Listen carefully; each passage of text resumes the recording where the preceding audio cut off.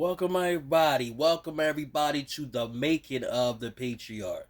I'm just gonna talk about why I did some of the things I did in the short film, and first let's get into the beginning of the film. I wanted to show in the beginning credits all the people that inspired me, and I got my knowledge from all the people I looked up to, learned about, and look as superheroes in my life that inspired me in my life, who gave me inspiration in my life, who I consider who was grand men, men of stature, and I wanted to show that, like, even the musicians, the actors, certain historians, even historians that um passed away, that's part of the spiritual realm. Advin Van Sertimer, John Henry Clark, I put in there. Certain actors, unforgivable roles like Sidney Poitier and Harry Belafonte. All them people, they little, I don't say little, they great attributes they gave from the movies I may seen, on the music I may heard. Certain artists is also I put in there that stayed with me for my whole entire life, that became part of my spirit. And I played as people who ain't, if you've seen it already, you will see that I played the grandpa behind the scenes. I thought that was a little clever idea. You don't get a chance to see me. You just hear me in the background. You just hear the voice, so you kind of like picture how I would look. I used that a lot when I was younger. That's like one of my little trademarks of directing that I'd be doing. To get a chance for me to imitate my voice. And then I played the grandson. I played the grandson with the FaceTime on the phone conversation. I just thought that was real funny. Older people, they don't know how to use technology and everything, and don't know how to use their phones. They don't know how to text, and they don't know how to do the FaceTime. But it's a handful of them out there that I give credit to, man, that do know how to do it, and they try, and they make an effort, and they learn, and they figure out how to do it. And that's why I wanted to incorporate it. So I like this old ass dude, excuse my language, this old guy can do it, this older gentleman, people that's much younger in their 40s and 50s, you can definitely do it yourself. But we all come from different generations. Wasn't no such thing back in the 80s and the early 90s. Wasn't no cell phones and everything like that. They had the big army joints, like a fucking military joint you went around with, and only drug dealers had them. In the early 90s, technology to us, the biggest thing was beepers. Then so we grew up in a whole different time era. But I wanted to show this conversation with the grandson that I played both characters, and I wanted to show the connection of the knowledge, wisdom that he passes on, and older people, you know, they got a lot that they want to spill out. So when they start spilling it, and they may switch up the topics a lot, like that I do in the movie, and I always have an old soul, always had, and this is a chance, an opportunity for me to show that in the film, my old soul. I wanted to incorporate that in there, so it's like me meeting my older self. That's what it's like.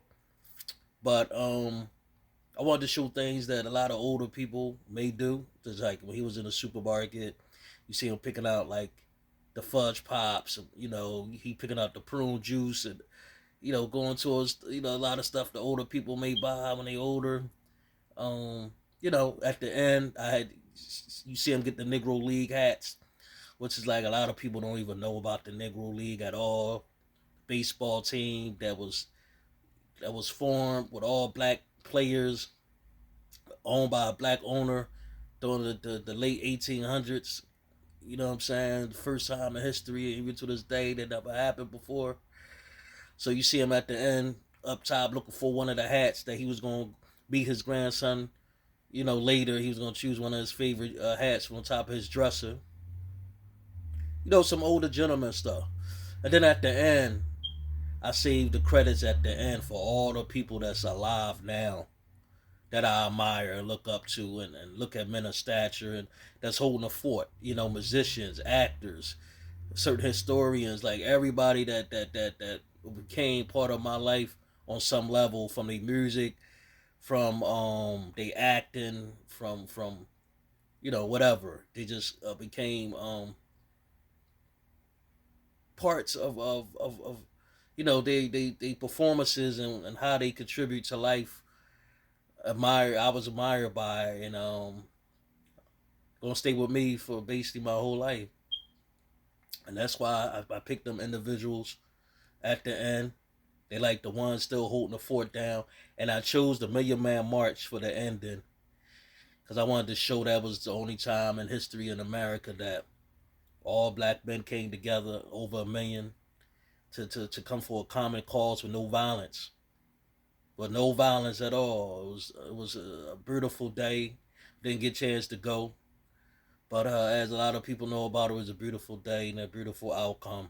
So imagine what we can do as a unit, as black men and black leaders, and we all just come together and stand up for our communities and our households, the power that we have, that we could possess, that we don't even know that we got. We're so powerful individuals. That's why like the powers that be are so afraid of us. Real talk. I enjoyed the film, man. It was one of my serious ones. Um, Put it together. It took me a while. I had three concepts. The one with me on the FaceTime, but the phone was the last concept. The first concept was going to be with my daughter playing the caregiver. She was going to come and visit me and everything. And then my second idea was a coworker of mine. I do a lot of stuff with Kevin. He was going to be the caregiver, and Kevin's a Caucasian guy, so I was going to play it like when my daughter was messing with a Caucasian man, and she had a mixed son, and he we accepted him in the family. We don't look at color, even though in my real life it goes that way too. I don't look at people from the color of their skin and judge them from the color of their skin. I don't try to judge people at all. We shouldn't. All of us on this planet should be in a judging mode anyway. Go by individuals, they aura, their personality, and their character, and you take it from there, and that's how you deal with them from there. You know how to deal with them from that point of view. But all of us has flaws, and nobody is perfect. That's what makes us human. But the last patriarch, man, I want to talk about the black leaders. As in a family, we have older grandpops, older uncles that's up in age, that's really up in age. They have a lot of knowledge to share. And that's why I try to share in the film, throughout the film. You see me, he goes on a rant. We go from talking about the old candy from back in the day, then we talk about the old movies, then we go into the music, and then we go into, it takes a turn, like a real quick turn, and we talk about the civil rights movement and stuff like that.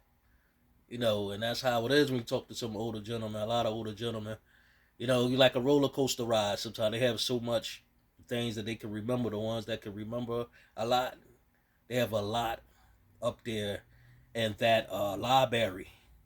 That's why I put the African proverb up in the beginning of the film, and I want everybody to really pay attention to that. When an older man dies, a library is burned down. Remember that phrase. Remember that phrase. But not just an older um, man, but an older person in general. But the movie is catered towards the men, of the family. And this guy, the last patriarch, he's the last male leader of the family. He's the grandpa. So he's passing the wisdom down to his grandson, who's going to be the next leader of the family. And there's a lot of subliminal messages in there because I use myself, and this representing me as well, being the leader of my family, and just leading by example. And I'll put that in the film too. You're gonna see a part in there that the grandpa gonna say, "I'm leading by example." And the conversation, I try to make it close as possible. It's myself playing myself, so I just try to make the two characters a little different, but show the connection of a grandson with his grandpa. I had him have a conversation, like you could tell the closeness there. You could tell the closeness that's there with them. And a lot of people don't have that closeness with their grandparents, their grandpops today. So if y'all with your grandpop, enjoy that time. doing whatever you do, going fishing, conversations you may have, you know what I'm saying? Whatever you may do with them, enjoy it and embrace. That's the whole point of this. And lead and your family by example. So your men, your sons can see a strong black leader, and then your daughters can see a strong black leader and know what type of men to deal with in the future. And no matter what, color of the skin that they choose, your daughters, you're leading by an example of a strong man. That's what you're leading by, a strong man in general. So it basically comes down to that. You know what I mean?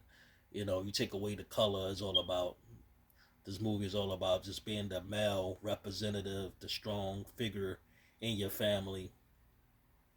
And I just happened to show, the black man how we've been withered out even to this day.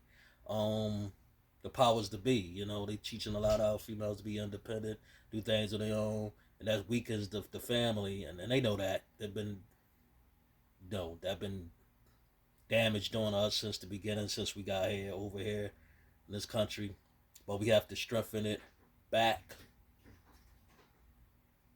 the best way we could, and that's what this movie is all about. The Last Patriarch. Enjoy.